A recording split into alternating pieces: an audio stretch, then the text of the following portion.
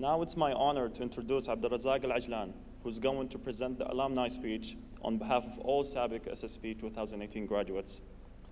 Abdulrazag graduated from London with honors in law, and now he's an associate consul at SABIC. So please welcome Abdulrazag to the stage.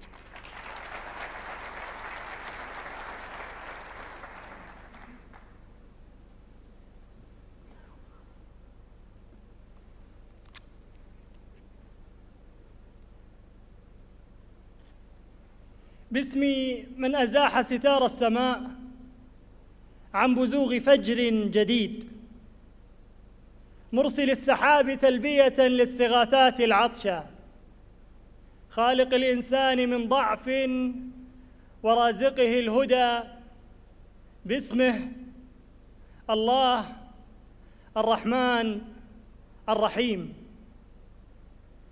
وسلام على إمام المرسلين من قوم انحناء أرواحنا وعلمنا نهضة السجود. خير المطالع حمد الله منفردا، حمدا يدوم على الأزمان مضطردا، ثم الصلاة على المختار ما صدحت في الأيك ورق نشيدا صادحا غردا، محمد صبغة الهادي وصفوته وأكرم الخلق بذلا صادقا وندى، وعلى آله وصحبه ثم أما بعد.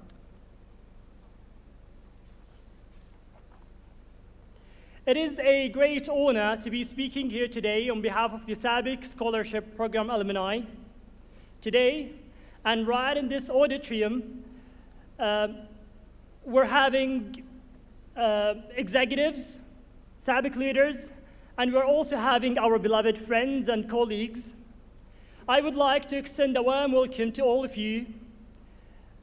It means a lot to see you here today on this happy occasion. This is certainly an indication of how committed SABIC is in investing in its human capital and in making its future leaders. Truth be told, I have wrecked my mind and heart for what I ought to say to you today. I asked myself, what is the one thing that should be celebrated and shared with you today? And I summarized everything with one sentence, and that's it. Ladies and gentlemen, I'm here today to say the following. The future is already here. Yes, indeed, the future is already here. And this statement shall be reflected in three elements: on a national, organizational, and individual stage. On a national level, recently, His Royal Highness Crown Prince Mohammed bin Salman stated that the future demand on oil will be through petrochemicals. And it is evident that Saudi Arabia has made significant steps in setting its future goals. This is currently being done by the renowned Saudi Vision 2030. This ambitious vision will shape and drive the future development, not only in the kingdom, hopefully, but throughout the whole Middle East. So we, as SABIC, are being an important pillar of this vision. And I guess we should carry on doing the hard work to make this vision a reality. The future is already here from SABIC's perspective as well. SABIC has also made its own futuristic vision, that is SABIC 2025, which is in line with the broader Saudi 2030 vision. Here at SABIC, we make chemistry that matters, but we actually make so much more than that. The SABIC Scholarship Program did not only make chemistry that matters, but I believe it actually made minds that matter. I wonder, those pioneers who formed and ran SABIC, did they think of the positive impact they would make in the future, which is currently our reality?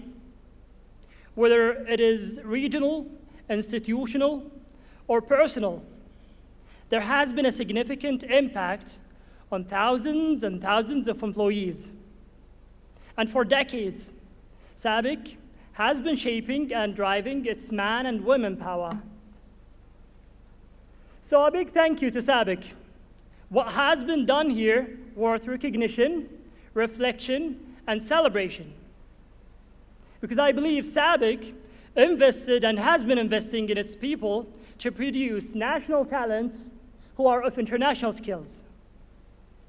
Personally, I wouldn't have gone this far without the tremendous support by SABIC. The support the educational program team has provided was quite comprehensive, including social, advisory, financial, well-being, educational assistance. I remember my academic advisors in here, they were caring enough to an extent where they would ring me out of the office hours and during weekends just to check if I'm fine or not whenever an accident happens where I studied in London. To Ms. Luann Morgan and Ms. Maureen Oliver and all of the great members of the educational program team, on behalf of the SABIC Scholarship Program, Alumni, I just wanted to say thank you very much indeed. You made our lives much easier, and that is very much appreciated. I remember when I was invited for the SSB selection interview back in 2013, I put on my best clothes in hope to seem professional. I went there and sat waiting for my turn, and I waited and waited and waited for some good couple of hours, actually. And just like the saying, the powerful train goes on, and when you get your cue, you say your line. I finally got my turn, and I remember spending 40 minutes with the panel.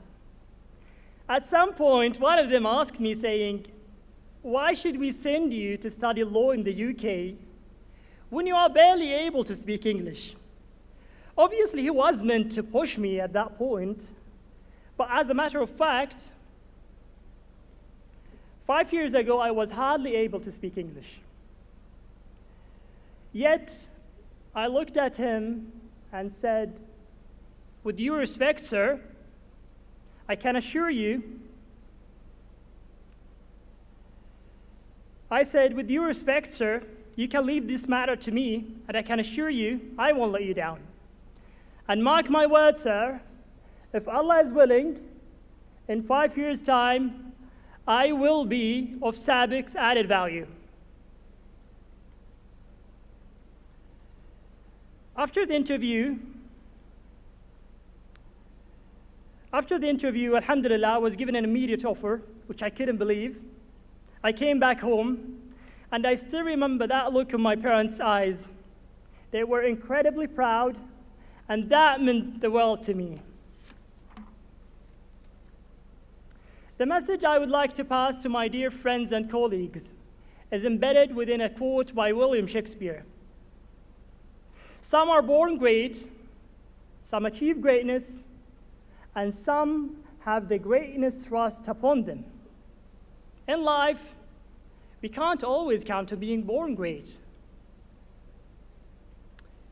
In life, we can't always count on being born great or having the greatness thrust upon us. Yet, always, always remember that the opportunity to achieve greatness is within our grasp.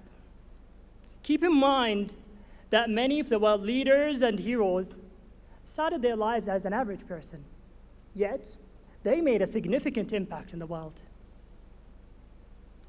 And I'm saying this because the SSB is selecting their candidates from the top 1 to 2% of the high school graduates, which is an exception, which is quite exceptional, I guess.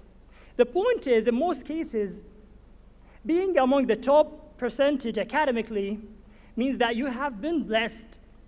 So always remember that we shouldn't take this for granted. Because the question is, how are we going to wisely use these talents and blessings and knowledge throughout our lifetime? Once again, the future is already here, but this time from an individual perspective. This compels me to tell you a story about this email I received a couple of weeks ago, which was an awesome email. It wasn't sent by Oxford, Harvard, nor SABIC. It was simply an email that I sent to myself back in November 2013, when one of my friends mentioned this website, which does a very simple job. So basically, you fill in your email address on that website, write a message of your own, and the website will send the message to you on the day you choose in the future. So when I got home, I filled in my email address and wrote a simple message and sent it to myself in 5 years' time. And I recently received that exact email, and it made my day, which I'm going to share with you the email I wrote back then in November 2013.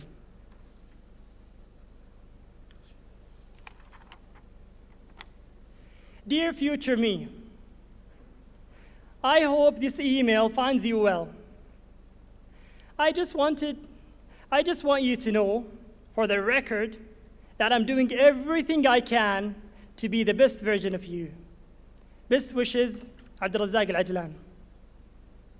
The point I'm trying to make is simply to have a purpose and to pay attention to time, because it is one of the greatest forces in the universe, which is also the one barrier we're all having. I'm shedding light on time, ladies and gentlemen, because I'm aware that the scholarship program is selecting their candidates of the top standard. So intelligence, persistence, and hard work are probably already here. Yet time is the one thing that is missing, which we shall be prepared for. Why? Because the best of our days with SABIC are yet to come, inshallah. And because there are no shortcuts, I guess. And what has been done back in academia might not necessarily be the practice in the professional world. Which reminds me of this quote that says, "It is not the strongest of the species that survives, nor the most intelligent that survives. It is the one that is most adaptable to change." The reason why I'm saying this is because you and I will need to climb the ladder of success from the bottom. With that in mind, it seems there is no substitute for hard work. Take as an example the story of His Excellency Ali Naimi, the former oil minister of Saudi Arabia. In his book, Out of the Desert, he talked about his humble beginnings, and he says the following: "People ask me the secret of my success, and I tell them hard work, luck, and making my bosses look great." I think this is a simple and deep statement at the same time. He climbed the ladder of success with no shortcuts and from the very low bottom. Ladies and gentlemen, I believe everyone here deserves to be the hero of their own story. And despite how unique each and every single one of us, there are 7 billion others just as unique as you. And again, the powerful play goes on, and you may contribute a verse. The question is, what will your verse be? To conclude, they say if you tell a line, which is if you tell a statement big enough and act upon it, people will eventually believe in it. I do believe that SABIC is the future, and the future is already here because what started here at SABIC changes the world. Thank you very much.